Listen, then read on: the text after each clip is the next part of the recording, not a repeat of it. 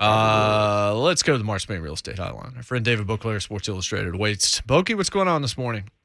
Not a lot. How are you gentlemen today? Doing pretty good, man. morning. Bobby Trees is a great nickname. I like the signing. I like the nickname even more. Yeah, it's interesting to me when I look at him and I you kind of see what's going on right now.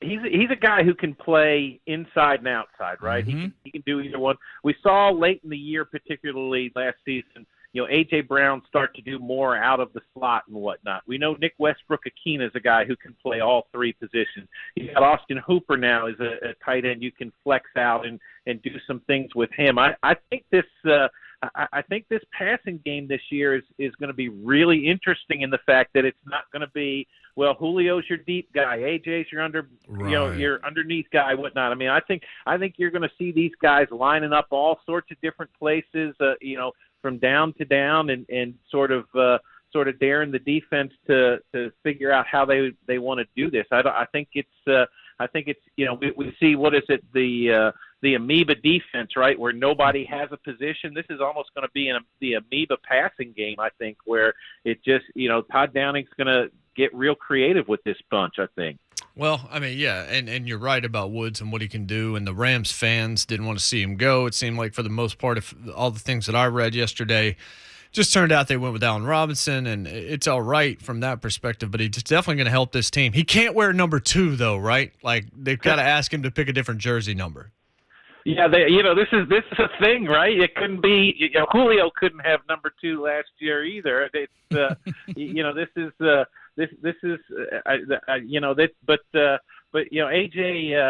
I think everybody sort of comes in knowing that AJ is the man right now. And you guys were talking about the knee, and I've thought about that a lot the last couple of days too, because yes, it's for a guy that age. I think it's a little bit of a scarier proposition coming back from that. But you compare that to Julio, and we were talking about this at this time, or well, not quite this time last year. But with Julio, and is he on the backside of his career, and what about the injury issues? And with Julio, it was the groin, and it was the nagging thing that never seemed to get right during the 2020 season and whatnot. At least with an ACL, right? You know what it is. It's a torn ligament. You repair it. You get back out there and you go. And we see a lot of guys do that these days a lot easier than they used to do it. So and given the fact that Woods hasn't had much of an injury history throughout his career, I think he missed 12 games in his first 8 years or something like that. Mm-hmm. I think you can feel better about his prospects for staying healthy this year than you did for Julio's last year. Just a question, like just looking at the way the Titans have operated with the free agency so far. I think a lot of people overlook the Harold Landry signing. It's like, yeah, he's just a hometown guy. You wanted an outside free agent, kind of like what you did last year. But how would you either rate, grade, or just evaluate the free agent signings that John Robinson and his staff have made so far? Yeah, I mean, Harold Landry was the big splash, right? Yes. That was this year's Bud Dupree, whatever. Like that guaranteed that you weren't going to go out and do something really dramatic. I think what's really interesting to me, Ramon, and I have thought about this too, and it's pretty consistent with what we've seen. I think there's, you hear about it all the time, but I think it's pretty clear that Mike Vrabel and John Robinson make decisions together. This is not a case of John Robinson saying, all right, I'm going to get you the roster. Come April, you're going to have 90 players out there, and you go deal with it, right? And what we've seen is, Mike Vrabel is exceedingly comfortable with guys he knows. We've seen it for years with all the Texans connections that have come through here and whatnot. Whether it's a Deontay Foreman who makes a big splash, or a John Simon who doesn't, or a Zach Cunningham now. He's very, very comfortable with guys that he has some firsthand knowledge of. So. You're talking about a team that won 12 games last year that was the number 1 seed in the AFC. I mean, it makes sense that he feels comfortable with the guys he had. So you bring back a Dontrell Hilliard. You don't go out looking for some shiny different piece in the backfield that way. You bring back a Harold Landry rather than say, well, is there somebody better? Maybe there's somebody, rather than after say as a Darius Smith or something like that. I think it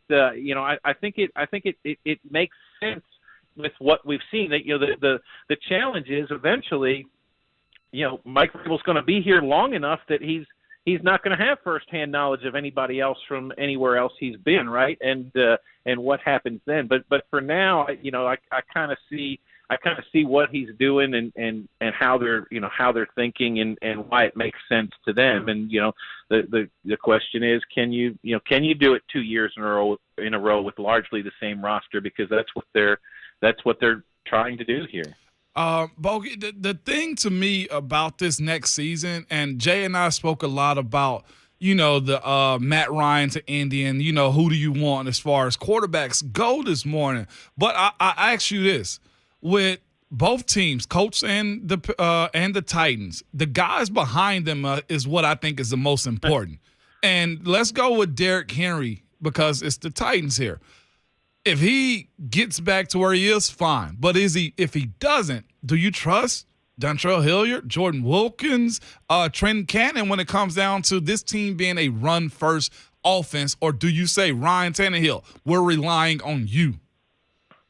Yeah, I think, this team got lucky last year, right, with Deontay Foreman in that he was available and knew the system and was ready to kind of step in and do what he did, and kind of was a perfect fit in a lot of ways. Well, he's in Carolina right now, and if something happens again to Derrick Henry, there is nobody else close to Derrick Henry on the roster right now. I think you'll have to change the offense, but we saw a little bit of that last year. What was it? Was it the New England game? There was the one game, Todd Downing, I know, threw the ball to the had Tannehill throwing the ball to the tight ends all day, which we hadn't seen the tight ends for a while. I think Downing showed later in the year that he either could be adaptable or learned how to adapt better week to week than he had been maybe early in the year, and he'll probably have a little bit more confidence doing that. You could almost envision with this lineup too. Say 4 weeks into the season, Derrick Henry's healthy and running well, but the defensive matchup is such that maybe he only gets 15 carries in a game and they throw it around. I think to answer your question, they're not going to try and replicate the running game the way they did last year if something happens to Derrick Henry again. I think they'll put the ball in Tannehill's hands more and say, that's been the whole talk of the offseason, right? Surround him with more talent and let him do the job. And he's got the salary cap number that sort of demands he do big things, right? So I think that's what'll happen. How much of an upgrade do you think Austin Hooper can be? He seems to me, Boki, to be similar to Njoku in terms of he's a guy that's more potential than realized potential at this point. A lot of people believe in what he can do, but he hasn't done that much from a statistical standpoint. I know he answered the question yesterday about why he's here by saying they made me an offer, which, okay, whatever. But what do you think Austin Hooper means potentially to the offense?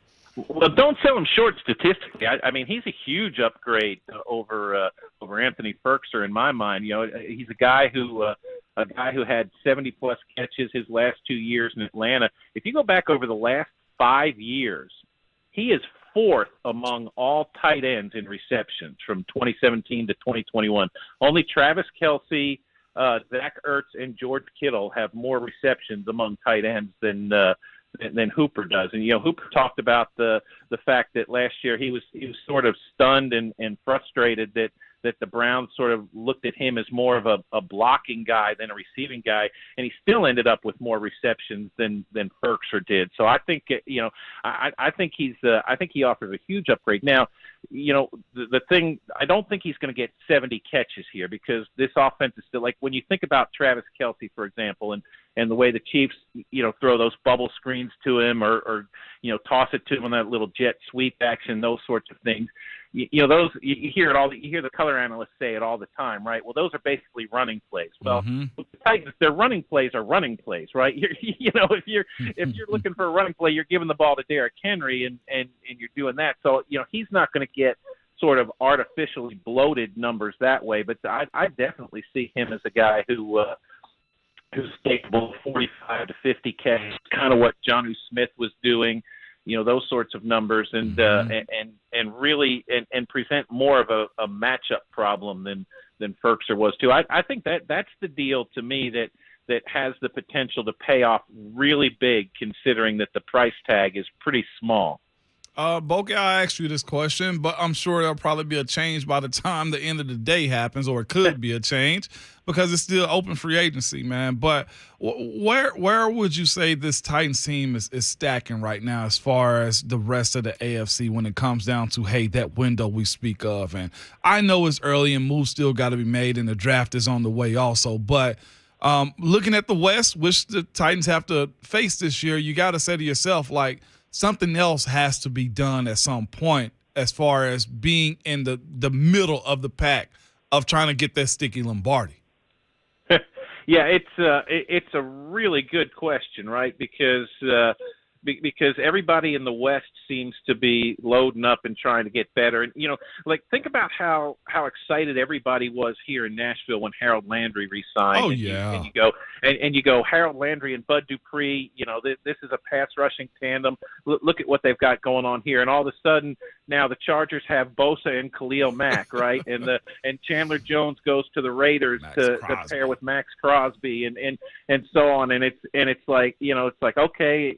You're just basically keeping pace by making good moves, and that's assuming your moves work out. So I think they're in the mix. Are they the team to beat? I don't think they're the team to beat. I do think they're the team to beat in the division still, which gives them a leg up in terms of playoff positioning and potential seeding and all of that. But I think I think ultimately it's going to be a lot like last year, and Derrick Henry's health is going to have a lot to do with what this team does. It's he is still the guy in a lot of ways, and if he's not the same back or close to the same back, if he's the guy that we saw in the playoff game, which I don't suspect that'll be the case, but I don't expect he's a 2,000-yard back anymore either. But if somewhere in between, as long as he's somewhere in between, this is a team that's going to be good enough to win the division pretty handily again, I would think. One more quickly, the Colts this year with Matt Ryan will be blank than they were 2 years ago with Phillip Rivers, and blank than they were last year with Carson Wentz.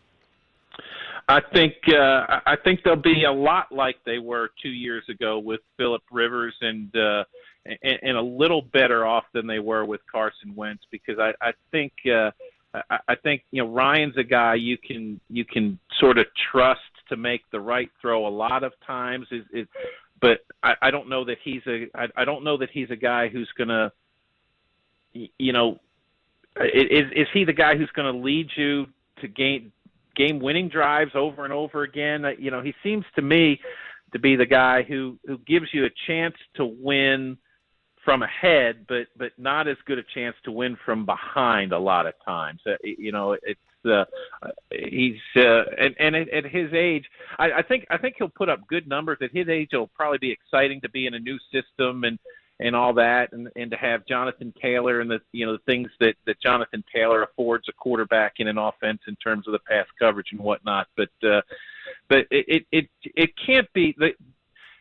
I know things are different in this day and age, but the continuity issue, you've got to have some sort of continuity at quarterback eventually, to make a run in this league. I don't think the way the Colts are doing it, just you can win games. I don't know that you can win a championship. And with all the movement in quarterback and everything this year, I know people are unhappy with Ryan Tannehill, but the fact that he's been here and has been in the system and knows his weapons and everything, that's going to give the Titans a little bit of an advantage on a lot of Sundays this week, it looks like.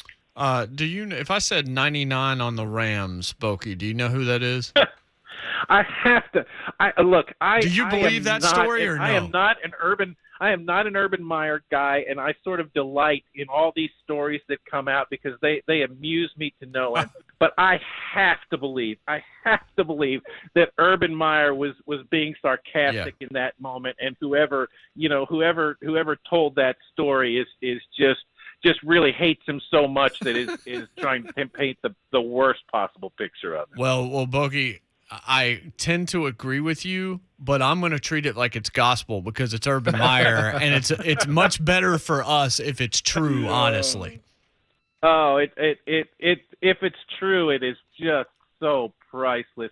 And I'll say this: he is arrogant enough, and given that his college background, particularly his time at Florida, his time at Ohio State, was such that he had the best team on the field every Saturday, pretty much. Yeah, it would make sense that he's a guy who didn't pay much attention to the other team, that just focused on, we're going to focus on what we do. If we do it right, we're going to win the game, right? Like, that makes sense to me. So there is that in my mind that, it's possible that he was thinking that. I just got to ask you, too, in your dealings in the sports world, what about those boys from the South? Boys from the South, man. Do you have to slow down when you talk to them because their transcripts ain't right? It's just like keep them coming. That's all I have to say. Keep these stories coming. Like you can't pile on this story enough for me. It's just so delightful in so many ways. Delightful is the perfect way to describe it. It's a good way to describe you too, Bucky. We appreciate you, brother. Thank you. Thanks for having me, boys. Everybody have a great day. Indeed.